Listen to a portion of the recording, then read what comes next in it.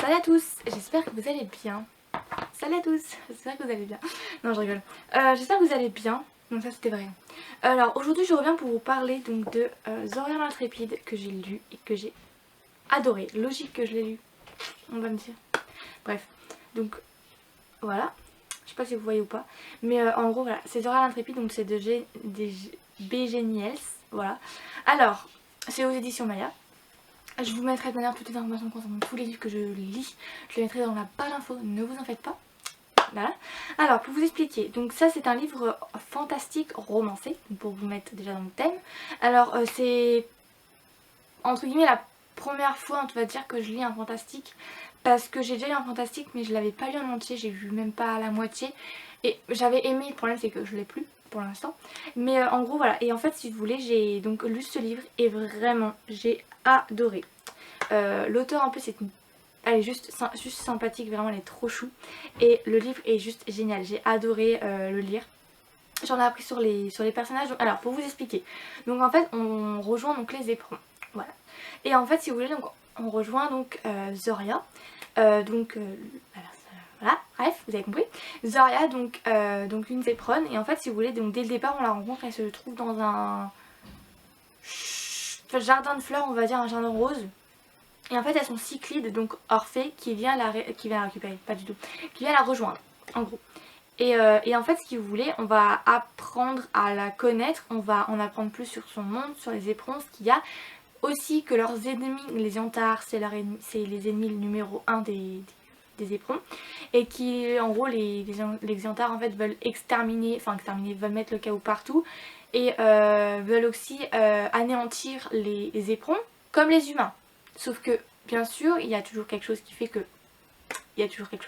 c'est que donc les Yantars eux n'ont pas de pouvoir, contrairement aux éperons. Bon, les humains non plus n'en ont pas, mais ce qui fait la différence entre les différents peuples, donc les différents trucs, etc., les différents peuples, etc., c'est que les éperons eux ont de la magie, c'est ce qui les différencie justement des humains et des Yantars. Voilà.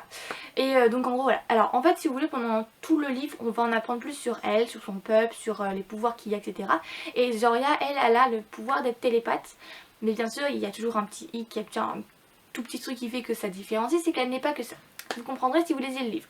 Franchement je vous le conseille, il est trop bien. Voilà, comment je le vends, c'est très pratique. Donc voilà, et en gros en fait pendant l'histoire on va en apprendre plus sur elle, sur son pouvoir, sur sa famille, ce qui s'est passé. En fait, si vous voulez, elle a un pouvoir vu qu'en fait elle ne peut pas l'utiliser étant donné qu'il s'est interdit parce qu'elle suit des cours, etc. Donc voilà, elle peut pas le maîtriser comme elle le souhaite, mais bon voilà. Et en gros ce qu'il y a, c'est qu'à côté de ça on voit son frère, donc qu'il a élevé depuis toute petite, donc comme ses parents, bon, bref. Je peux pas vous expliquer ce qui s'est passé parce que sinon je spoil, mais en gros il y a eu quelque chose avec ses parents, avec leurs parents, ce qui fait qu'en gros, déjà elle en apprend beaucoup plus sur ses parents. Et en plus de ça, c'est son frère qui l'a élevé, etc. Donc quand ils étaient jeunes, voilà. Et en gros donc on voit la protection qu'il a son frère. Je veux pas dire hein, son frère l'aime, il a un amour fraternel pour elle, c'est logique, mais il la surprotège en fait. On voit la différence entre l'amour fraternel et la surprotection. Et là en fait il y a les deux en fait. Il y a l'amour fraternel parce qu'il l'aime, ça c'est sûr et certain, il aime sa soeur, c'est normal. Mais d'un autre côté en fait il la surprotège et ça c'est pas bon, enfin du tout, c'est... Voilà, on voit la différence entre les deux. L'auteur elle a bien mis en avant le fait qu'il y a l'amour fraternel et la surprotection entre les deux. C'est ça qu'on a vu. Donc voilà. Ensuite de ça, donc on voit donc donc Zoria, elle aime non, elle aime Zack. Donc Zack, on le voit en fait, on le voit, etc. On en apprend aussi sur lui, sur son pouvoir, enfin sur le fait. En fait, lui c'est un guerrier zépron. En gros voilà, donc en fait il est censé donc comment dire, protéger son peuple, etc. Donc les éperons, etc. Donc c'est un guerrier, et en fait ce qu'il y a c'est que comment dire, pendant le livre on voit qu'il y a des petites choses, voilà, on voit qu'il n'est pas non plus insensible au charme de Zoria, voilà. Donc voilà, ensuite de ça je sais pas quoi dire de plus.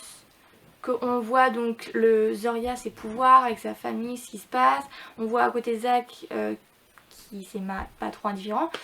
Surtout bien sûr que lui n'est pas seul, on va dire, même si il est pas insensible au charme de Zoria. Je sais pas ce que je pourrais dire de plus, maintenant toutes les informations que j'ai, etc. je les mettrai en barre d'infos. Mais par contre si, la fin. J'ai parlé avec l'auteur et je lui ai dit c'est une blague pour la fin, sérieusement, parce que clairement comment on fait... Enfin je veux la suite moi, Donc voilà, mais la fin en fait vraiment c'est voilà. Donc c'est pour ça que le titre porte bien son nom. Parce que voilà, bah je sais pas quoi dire de plus à part ça. Mais vraiment c'est une super bonne histoire que je vous conseille parce qu'il est juste top. Voilà. Donc maintenant toutes les informations que j'ai etc. je vous les mettrai en barre d'infos parce que je sais pas quoi dire de plus. Juste que j'ai adoré le livre et qu'on en apprend sur Zoria, sur son frère, sur la famille, sur Zach, sur plein de monde etc. Ah si, Zoria quand elle a donc il arrive un moment où elle a séduit quelqu'un normal, mais en fait ce qu'il y a c'est qu'on a fait passer un message très important, le fait que quand une personne ne consent pas à faire quelque chose, elle n'est pas consentante, donc on ne l'oblige pas. Donc voilà, c'est un message qu'on a fait passer dans le livre et ça j'ai beaucoup aimé, donc voilà. Je ne saurais pas dire quoi de plus, là je vais donc c'était une bonne journée ou une bonne soirée en fonction de l'heure à laquelle vous regardez la vidéo. Mais ce que je veux dire c'est que oui, le livre est super bien, vraiment c'est un fantastique romancé et je pensais pas autant aimer. Mais j'ai aimé, donc voilà. Et j'attends la suite avec impatience parce que franchement, j'aime beaucoup trop ce livre. Vraiment, Zoria et tout ça là, j'ai trop hâte de les retrouver. Mais bref, en tout cas voilà. Mais en gros oui, on a le non-consentement, la surprotection, l'amour, enfin bref. Il y a beaucoup de sujets qui ont été abordés dans ce petit livre, donc voilà. Bref, je vous fais de gros bisous et je vous souhaite à la prochaine et je vous dis à la prochaine vidéo. Bisous mes petites fleurs, à bientôt.